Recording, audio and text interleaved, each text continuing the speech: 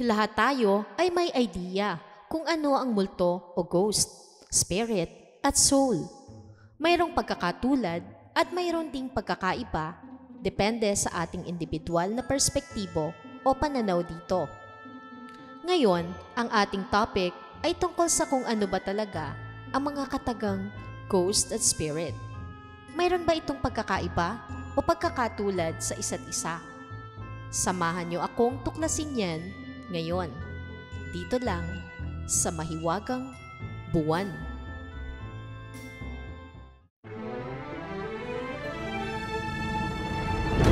Sa ating mundo, ang lahat ng buhay ay patuloy lang sa paglalakbay. Iba't ibang karanasan man ang ating tinatahak, may hatid na aral sa ating tumatatak. Nagpapalago at nagpapaunlad ng ating spiritualidad. Tayo na't gumising sa kawalan. Tuklasin ang Mahiwagang Buwan.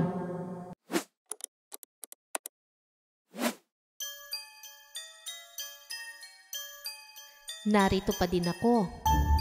Isang makapangyarihang salita. Isang mensahe. Maaaring magkaroon ng iba't ibang kahulugan depende sa inyong perspektibo. Ngunit, ang unang papasok sa iyong isipan ay yung ibig sabihin nito. Especially sa nakagisna nating paniniwala na ito ang mga kaluluwa ng ating mga namayapang mahal sa buhay. Kahit pa man ang ating mga loved ones at ancestors o ninuno ay wala na dito sa pisikal na mundo, sa kanilang pisikal na katawan, ang kanilang enerhiya ay narito pa din. Ito ay eternal. Ang pagkakaroon ng isipang ang ating mga namayapang mahal sa buhay na narito lang kasama natin ay nakakapagbigay sa atin ng comfort, warmth, and hope.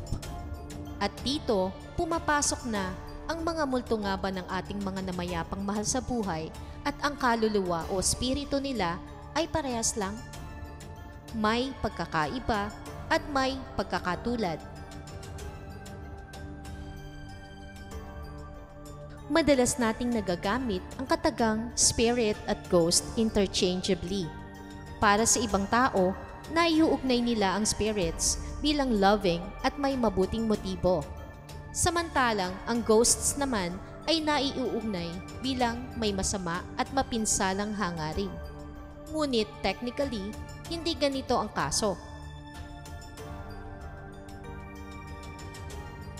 Ang tao ang manifestation ng spiritual na enerhiya, habang ang ghosts naman ay manifestation ng enerhiya ng tao.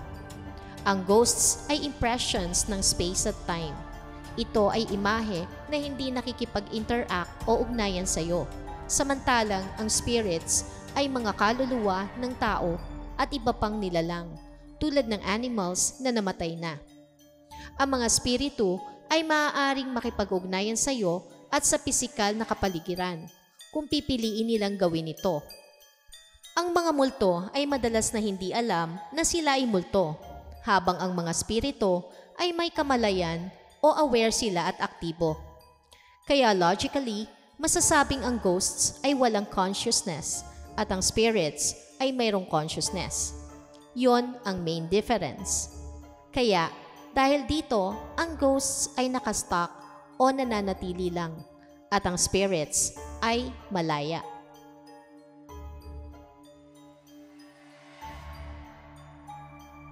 Ito lang ang kanilang similaridad. Pareho silang nasa forma ng aparisyon. Ang ghost ay aparisyon ng enerhiya na nagre-replay o naglo-loop through time. Kapag gumugugol ka ng matinding emosyon sa mga panahon ng iyong pagdadalamhati at matinding pagdurusa, nakapag-iiwang ka ng imprint o bakas in space and time. Nangyayari ito kahit kanino, sa buhay man o patay. Tandaan na ang ghosts ay isang playback, a blast from the past of someone or something that once existed, o sa Tagalog, isang kaganapan sa nakaraan ng isang tao o isang bagay na nabuhay na dati. Maihahambing natin ang multo na parang isang pelikula. Maaari natin itong paulit-ulit na panoorin, ngunit hindi ito makakapag-interact sa atin kailanman. Dahil nga, movie lang ito. Ito ay isang imprint na naa-absorb sa bahay o kapaligiran. At sa hindi maipaliwanag na kadahilanan, pabalik-balik para sa iyong viewing pleasure. Halimbawa nito ay yung patuloy na pagpapakita ng aparisyon sa isang lugar na paulit-ulit ang eksena. Ito ang ghosts. Ang spirits naman ay mas intelligent in nature, hindi playback. Ang mga sightings nito na naiulat ay matatagpuan sa mga lugar na haunted. Sila ay nasa real time. Nananatili pa din dito yung kanilang dating mga pag-uugali o personalidad na aspeto noon sila ay nabubuhay pa. At ito ay pwedeng manggulo sa mga taong nabubuhay. On the other hand, may mga spirit naman na hindi disturbing. Kapag nasa presence ka ng ganitong spirit, ang energy na maaari mong maramdaman ay light. May kilabot din at may warmth at loving touch kahit hindi mo ito nakikita. Or pwede mo ding makita ang misty form nila na parang hugis tao, parang transparent silhouette na malabo. Kung malakas ang iyong extrasensory perception o ESP. Sa mga ganitong moments, kung may mga spirits ng ating deceased loved ones na bumabati at dumadalaw sa iyo, maaari kang makaramdam ng kilabot mula ulo hanggang braso mo. Mabangong amoy o di kaya pakiramdam na may humawak o yumakap sa iyo. Pink o golden orbs na aktwal mong nakikita. Paggalaw ng bagay at pagpapakita ng paru-paro at ibang animals sa hindi inaasahang mga pagkakataon. Ang pakiramdam ay hindi takot, kundi comforting and unconditional love. I-acknowledge mo lang ang presence nila sa moment na yon. Maaari mo din silang madinig sa iyong isipan at sa puso. May mga messages sila na nauunawaan mo at napipick up na parang nakikipag-usap sa iyo.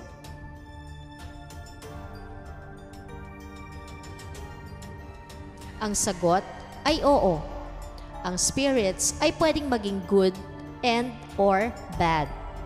Kung ang ghost ay replay lang ng energy, ito ay hindi mabuti o masama. Kung ganito ang mga multo, ano ang mga entities na nakakakos ng bad feeling at hauntings? Ito ay ang spirits. Kung ang spirit ay isang kaluluwa ng isang tao, katulad ng nabanggit ko kanina, posibleng naiwan o nananatili pa din ang kanyang personalidad o ugali nung sila ay nabubuhay pa. Sa kabaligtaran, ang mga tao ay nagtataglay din ng mga katangian ng kanilang spirito. May taglay tayong lahat na mapabuti ang ating mga choices sa buhay. Sa makatuwid, kung paano maaari tayong pumili dito sa ating pisikal na mundo, ang isang kaluluwa ay maaaring pumili ng pag-ibig o maaari itong pumili ng takot. Ang isang kaluluwa o spirito ay maaaring pumili ng manipulation o pagmamanipula, mababang density o low vibration ng mga emosyon at mga aksyon, at maaaring yakapin o tanggihan ang Diyos o mahulog sa pagitang lugar ng pagtanggi o pagyakap sa Diyos, ang energy source o universe. May mga mischievous spirits na maaaring manggulo o makasakit sa tao at mayroon ding harmless o loving spirits. Lahat ng pag-iral o existence ay may layunin, be it good or bad according to human nature o natural perspective. Bilang isang human being, may abilidad tayo to coexist sa parehong mabuti at masamang spirito na hindi gaanong nakaka-impluwensya sa atin.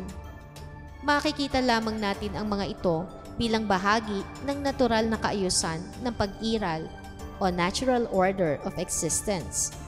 Mauunawaan natin kung ano ang mabuti at masamang spirit kung maide-detach natin ang ating damdamin dito. Sa ganitong paraan, mas madali nating mahaharap ang emosyon na dumarating kung tayo ay makaka-encounter ng iba't ibang uri ng spirit. mas magkakaroon tayo ng potential to empower and control our own body, mind, and spirit at hindi tayo mapapasok ng basta-basta. Kung titignan nyo lang ang bigger picture of existence, uunawain ang kalawakan ng pangkalahatang paglikha, mapapansin mo na wala talagang masama at mabuti. Kapag tayo ay masyadong nakatuon sa ating human lives at existence, nilalagyan natin ng label ang mga bagay, sitwasyon o mga tao bilang mabuti o masama batay sa kung paano ito nakakaapekto sa ating sarili bilang mga individual, sa ating mga mahal sa buhay, lipunan, kapaligiran, at higit pa kung ang isang bagay o sitwasyon ay may impact o outcome na sumasalungat sa gusto o kailangan natin o pinaparamdam nito sa atin kung ano ang nakikita natin bilang negatibong emosyon. Malamang nalalagyan natin ito ng label na masama. Sa kabilang banda, kapag ang isang bagay o sitwasyon ay may impact o outcome na nagsusulong o umaayon sa kung ano ang gusto o kailangan natin o nagpapadama sa atin kung ano ang nakikita natin bilang isang positibong emosyon, malamang nalalagyan natin ito ng label na mabuti. Kung talagang naniniwala kayo sa tunay na Diyos o energy source, dapat mong kilalanin ang lahat ng kanyang nalikha. Nilikha niya ang parehong itinuturing nating masama at kung ano ang itinuturing nating mabuti. If this is the case at tayo ay nagtitiwala sa Diyos, bakit natin ginugugol ang ating oras na iwasan ang masama at makakuha ng higit pa sa mabuti? Sa halip, hindi ba tayo dapat maghanap ng balanse? Ang balanse ay isang estado na patuloy na hinahanap ng ating mga katawan. Ang kalikasan ay patuloy na naghahanap ng balanse. Equilibrium, homeostasis. Ito ay isang natural at hindi sinasadyang ugali sa ating mga katawan ayon sa disenyo upang maghanap ng balanse. Ang balance ay hindi mag-e-exist kung walang good and bad. Ang balanse ay kinakailangan upang matuto ka mula sa masama at mag-heal o magpagaling mula dito. At nagtataguyod din para sa iyong paglago. Ang paglago ay mabuti at naghahatid ng kagalakan. Pinapahalagahan natin ang kagalakan. Ngunit kung hindi tayo mapapaalalahanan kung ano ang pakiramdam na wala ito, ang ating pagpapahalaga ay maaaring mawala o humina. Kaya nga, there's a purpose for good and bad. Ngunit sa paghanap ng pagkakabalanse at pagiging aware sa duality ng nature, kahit pa ang pagpapahalaga sa layunin nito at bigger picture ay hindi nangangahulugan na kailangan na nating i-welcome ang mga masasamang bagay na dumarating sa atin. Kinakailangan pa din tayong mag-set ng boundaries para hindi tayo palaging napapasok na masasamang kaganapan o mga bad spirits. We only recognize them, but we need to set boundaries kapag na-encounter na natin ito. Kung hindi ka komportable sa paligid na may enerhiya tulad ng bad entities na pwedeng makakos ng harm sa iyo o maging delikado, you can simply create a boundary o protective energy around you. Ang ilan ay ginagawa ito sa meditation, nagseset ng intention o prayer. Ang ilan ay gumagamit ng protective crystals, herbs, salt, or oils. May power ka para mapatigil sila kung gagamitin mo ito ng may tiwala sa sarili. Kung sa palagay mo mahina ka para magawa ito, may mga experts sa ganitong field para matulungan ka.